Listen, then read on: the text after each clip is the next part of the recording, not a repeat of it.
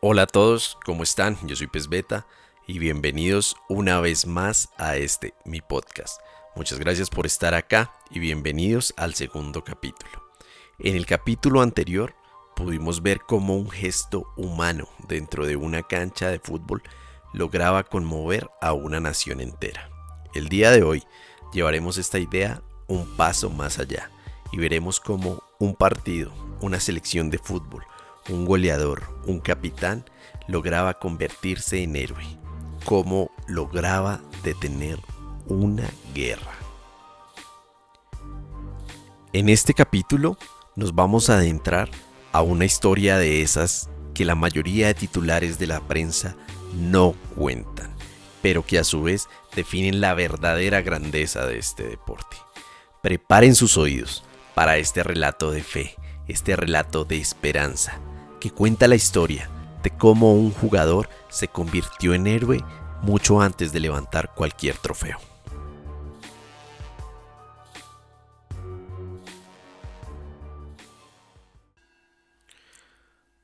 Esta historia comienza en el occidente africano, en 1978. Allí iba a nacer nuestro protagonista.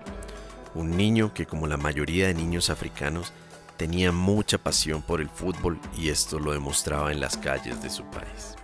Sin embargo, la historia de nuestro pequeño no se iba a desenlazar de la manera convencional. Con tan solo 5 años de edad, sus padres decidían enviarlo a Francia, con busca de evitar las precarias condiciones de su país natal. En Francia iba a vivir con su tío, quien lo iba a recibir. Sin embargo, el estar lejos de su familia, el sentirse solo, iba a impedir que se adaptara allí, por lo cual iba a regresar rápidamente con los suyos.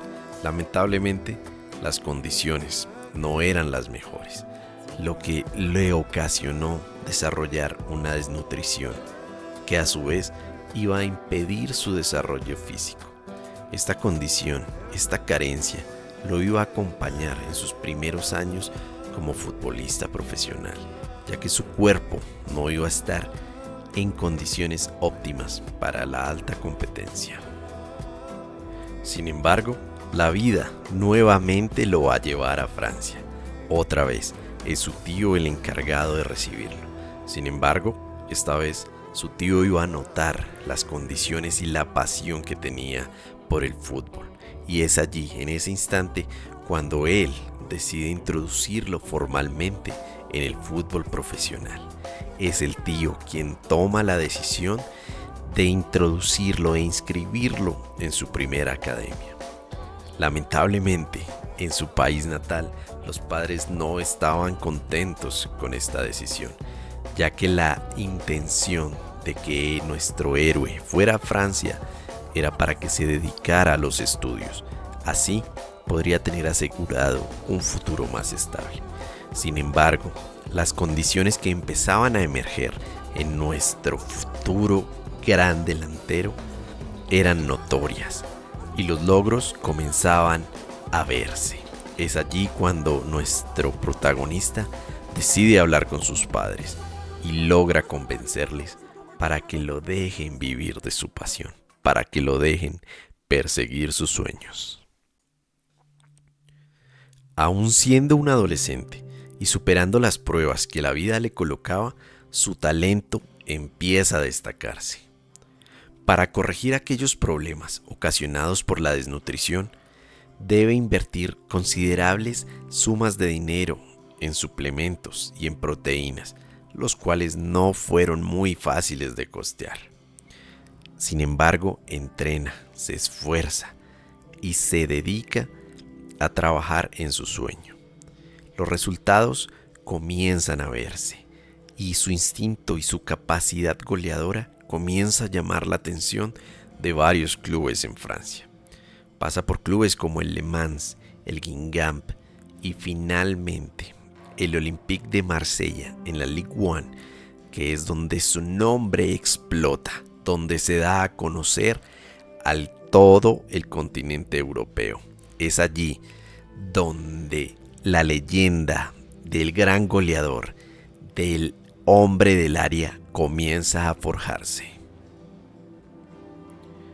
Para el año 2004, nuestro protagonista ya es todo una superestrella. Es transferido a uno de los clubes más importantes de la English Premier League y a base de goles, no solo logra obtener títulos de liga y de copa, sino logra meterse en el corazón de sus aficionados, convirtiéndose no solo en un referente dentro del campo, dentro del área, sino también en un líder indiscutible del equipo y, por supuesto, en un orgullo en su país, un ícono y un referente, un exponente de su bandera ante el mundo. Mientras él forja su leyenda en Europa, su país natal, aquella nación de África Occidental, de la cual partió cuando tan solo era un niño, vive una realidad completamente desgarradora. Desde septiembre del 2002, estaba sumida en una guerra civil. Este brutal conflicto se desató tras un fallido golpe de Estado y las tensiones políticas, económicas y étnicas se agudizaron, dividiendo al país entre un norte mayoritariamente musulmán, controlado por las fuerzas rebeldes opositoras al gobierno, y un sur predominantemente cristiano, fieles y leales al gobierno. Las ciudades estaban fracturadas, sus habitantes enfrentados, y la violencia era una constante que amenazaba con destruir la poca unidad que quedaba en el país. En medio de este caos había una luz, un pequeño faro de esperanza: la selección nacional de fútbol. Contra todo pronóstico, y a pesar de contar con varios de sus jugadores militando en las ligas más importantes de Europa, incluido nuestro protagonista, quien ya era una superestrella, este equipo estaba en la cúspide de un logro histórico, un sueño que nunca antes habían tocado: la clasificación a la máxima cita del fútbol mundial. El fútbol para esta nación no era solo un juego, era una de las pocas cosas que unían a la gente, sin importar de qué lado de la división estuviera. Cuando la selección jugaba, la gente olvidaba sus diferencias por cerca de 90 minutos. Sin embargo, la guerra siempre los estaba esperando. El día tan esperado llegó, el 8 de octubre de 2005. Esta selección viajaba dentro de África para buscar el tan anhelado sueño. La atmósfera era eléctrica, no solo en el estadio, sino también en cada rincón del país de nuestros héroes, donde la gente se aferraba a radios y a televisores para seguir cada instante. El rival, Sudán. La meta, la clasificación al Mundial de Alemania 2006. El equipo estaba lleno de talento, pero había una figura que sobresalía: ese delantero potente, el capitán de este equipo. Él era la esperanza, el símbolo de la fuerza de esa nación. El partido se jugó con el corazón y lograron la victoria. Con un resultado de 3-1, la euforia era absoluta. Era la primera vez en la historia que este equipo aseguraba una plaza en la máxima cita del fútbol mundial. Los jugadores se abrazaban, lágrimas de alegría corrían por sus mejillas. Habían hecho historia, pero lo más increíble, lo que cambiaría el curso de su destino, estaba a punto de suceder. En medio de la euforia postpartido, mientras las cámaras buscaban declaraciones y los festejos seguían, algo inusual ocurrió. El capitán del equipo, aquel delantero poderoso, hizo algo que nadie esperaba. Reunió a sus compañeros en el vestuario, donde las cámaras de televisión habían sido invitadas para capturar el festejo íntimo. Rodeado de sus compañeros, en un vestuario improvisado, con el sudor aún en la frente y la alegría de la clasificación palpante, este líder tomó un micrófono, pero no para hablar de tácticas o del gol, sino para dirigirse directamente a su pueblo, a los dos bandos enfrentados en la guerra civil. pidió a sus compañeros que se arrodillaran detrás de él. Y en un acto de humildad y de desesperación compartida, él alzó la voz. Hombres y mujeres de mi país, comenzó con una voz cargada de emoción, pero firme en su propósito. Del norte y del sur, del centro, del este y del oeste, demostremos hoy que todos podemos coexistir y jugar juntos por un objetivo común: clasificarnos para la Copa del Mundo. La cámara lo enfocaba, mientras sus palabras resonaban por todo el país en vivo y en directo. Les suplicamos de rodillas que se perdonen, perdónense. Un país en África con tantas riquezas no puede hundirse en una guerra como esta. Por favor, depongan las armas, organicen elecciones, entonces todo estará mejor. Queremos divertirnos, dejen de disparar sus armas.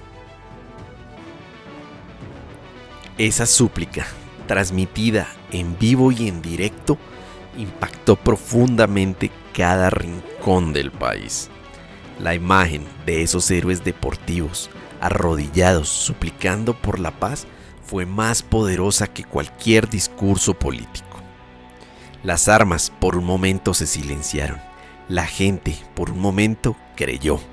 Y de forma asombrosa, aquella llamada a la unidad tuvo un efecto inmediato. El conflicto, que llevaba años, comenzó a disminuir, abriendo camino a las negociaciones para la paz. Llegó el momento de la verdad. Llegó el momento de develar la identidad de este héroe. ¿Ya sabes de quién estoy hablando? ¿Ya sabes de quién se trata? ¿Ya sabes quién es este gigante del fútbol que usó esta plataforma para pedir el fin de la violencia y contra todo pronóstico logró ponerle fin a una guerra? Al menos abrió el camino para que se acabe. Si ya sabes de quién estoy hablando, pon el nombre ya mismo en los comentarios. Y si por otra parte ya llegaron a este punto del video, los invito a que se suscriban, a que den un like, para así poder seguir subiendo este tipo de contenidos.